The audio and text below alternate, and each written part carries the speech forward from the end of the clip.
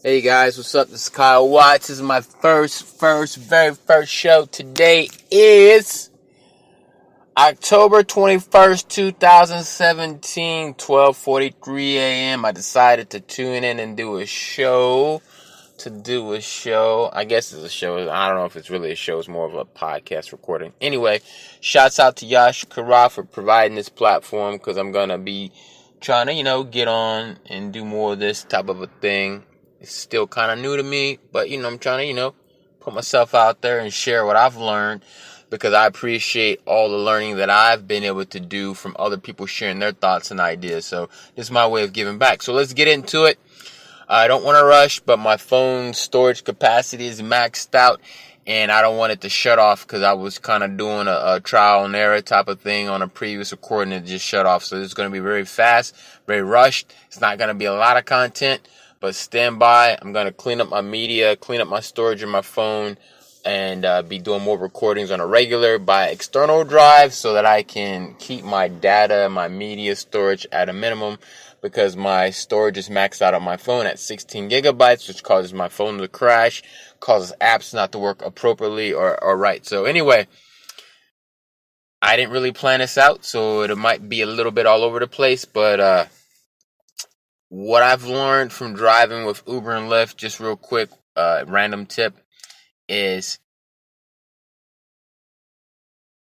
have both apps on at the same time. I used to didn't think that was a good idea, because you might get a hit on one app. A hit means basically you'll get a request for somebody to need a ride, and you'll get this flashing noise. Each company has a different distinct flashing noise, but you could be on YouTube, you could be on a different app, you could be on Facebook, and once you turn on the app, or once the app is on that you're in driver mode and you click that you want to drive, whatever you're doing, that request for the person or from the person who needs a ride will basically shut down whatever you're doing, and it'll automatically go in a driver mode for you to start navigating towards picking up that person. So what I've learned is turn on both apps or switch between apps.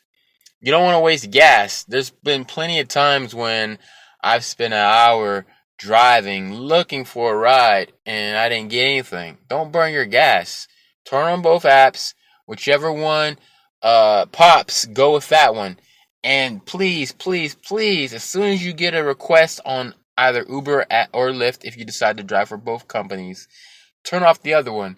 Because so randomly, I actually got a request from another person, and luckily, they weren't staring at their app, and I was able to go pick them up. But to be honest with you, I think I got a negative on navigation, and that was because I was driving away from them, and then I got back to them, and I told the person that the app sent me the wrong way, which it kind of did, because it was like a white lie, because it was sending me in another direction. But what I should have, I called them, I told them that. But looking back, I should have just said, hey, I drive for both Uber and Lyft, and I'm actually still finishing another ride. And I should have just been honest with them. Somehow the other app gave me a passenger request, and it's sending me a few miles away from where you're at. I'm still close. You can go ahead and cancel the ride, or you can wait a few extra minutes and I'll still come get you. It's up to you. And I should have did that. Because I got a lower star ranking. It wasn't a game stopper. It didn't hurt anything. But, you don't want to get negative ratings, because if you get too low of ratings, basically you have a 5-star rating system. And if you get too many low ratings, so basically someone can rate you 1 out of 5 stars.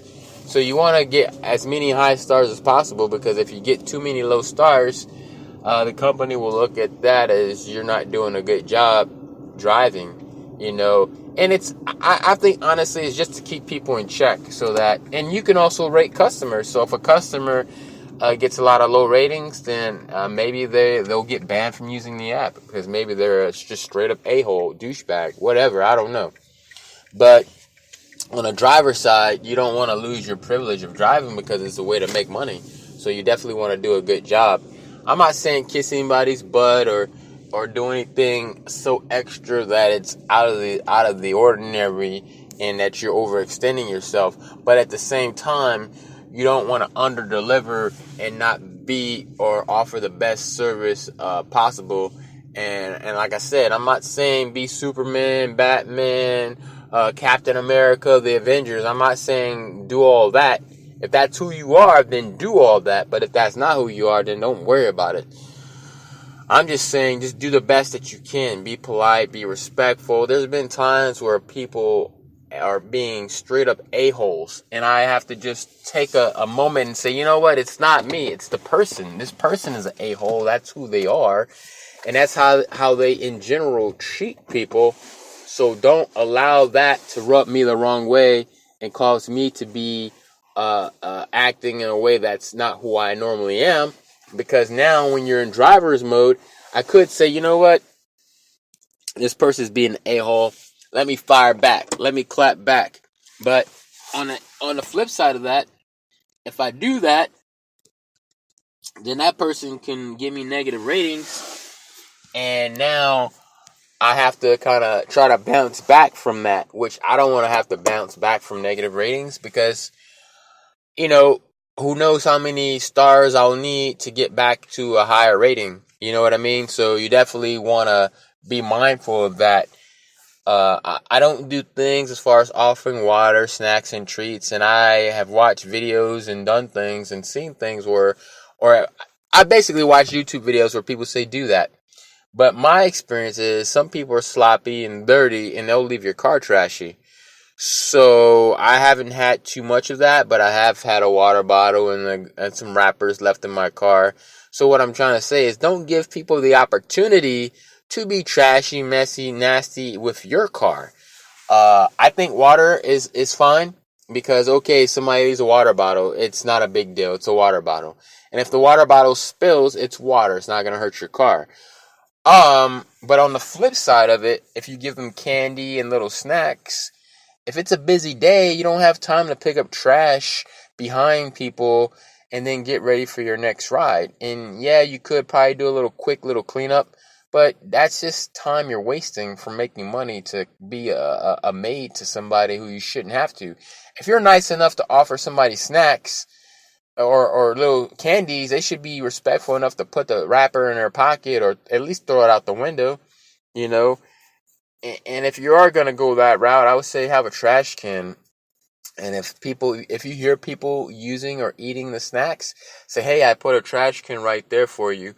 Or what you could do is reach back and put the trash can in their direction, letting them know, like, hey, I'm extending my trash can to you so you could throw it in a trash can. But on the flip side of that, you know, somebody might be a smart aleck and go, oh, you think I'm going to throw trash on your floor? And then they might feel some kind of way and give you a low star. You never know what could rub people the wrong way. I mean, honestly, I have a 4.6. It should be a 4.7 right now.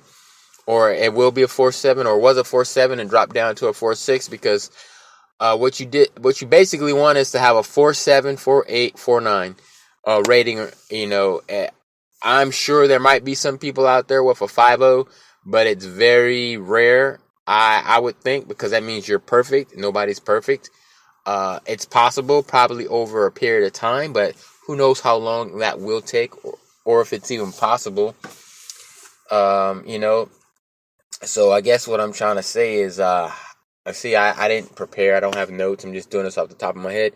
In the future, I will try to have some notes to try to stay on topic because I definitely want to be able to provide quality information and you know, still be fun and have stories and share with you guys. But on the same token, even if I'm sharing stories and being funny and having fun, I definitely want you guys to get something out of my experiences because I've driven over 400 people. That's not a big deal. There's people who I'm sure have driven over 1,000 people because I had to take off a few months. I started driving actually in around April.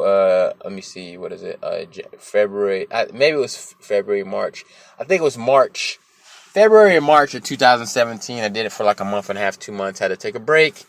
because my loan fell through on my car. I had to work for a few months to get my income good enough to get another car, which I do have a car right now.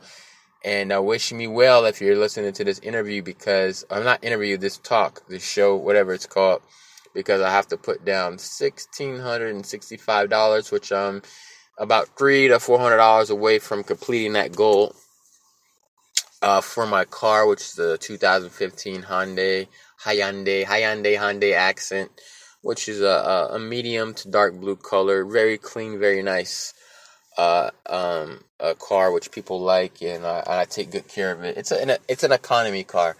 I know this was I guess I'll do is probably give out random tips throughout the videos or throughout the talks, and hopefully I can keep track of the content that I'm putting out in each show, so that I'm not repeating myself on or in every show. And if I do repeat myself, just go with it, because sometimes I might talk about something more in depth, or I might learn something new about that same thing and want to share something new. All right, guys. So back to the original thing.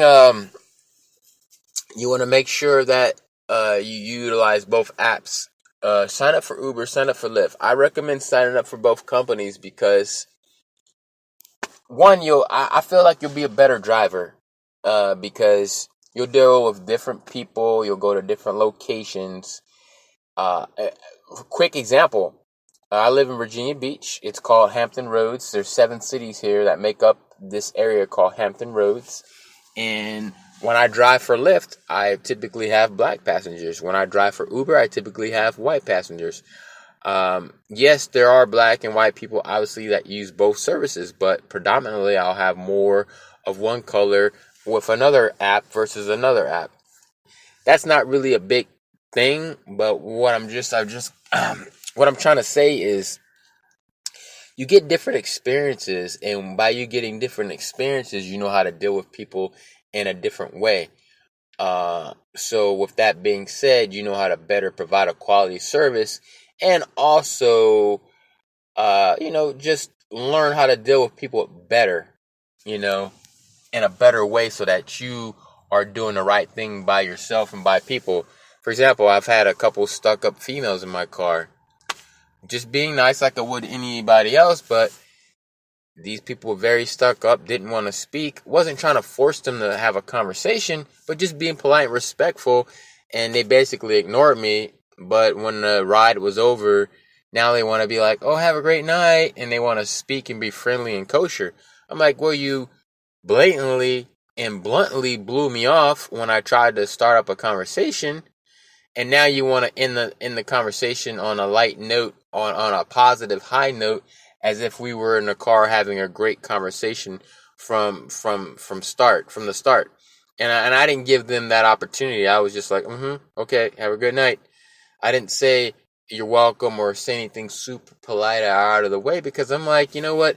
If that's the kind of person you are, then that's the kind of person you are, and I'm not feeding into that. And I'm not going to allow you to get the W, the win, So anyway, that's the kind of stuff I'm talking about, learning how to deal with different people. Some people tip over other people, different age groups, different reasons, different rhymes. So that's why driving for both companies is a good thing, just so you can learn more. Each app for each company is set up a different way. By learning different apps, you can look into the apps better and know how to get information out of them. Like, I know how to call the help center. I didn't know that they had a call center. Before, you had to just email people and wait a 24-hour period. But because I've learned how to use the apps and look deeper into them, I've been able to utilize different resources in getting help and calling customer service. Also, as a money thing, which is why I originally brought up using both apps, is that sometimes people are using Uber more than Lyft, or Lyft more than Uber, different times of the day, different times of the week. And it's no rhyme or reason why, which I haven't been able to figure that out. So by having both apps, if you don't live in a very, very, very large city, might be beneficial. experiment with both and see which one you like more, and definitely use that one more, but be open to having both apps because you don't know which city, which area people are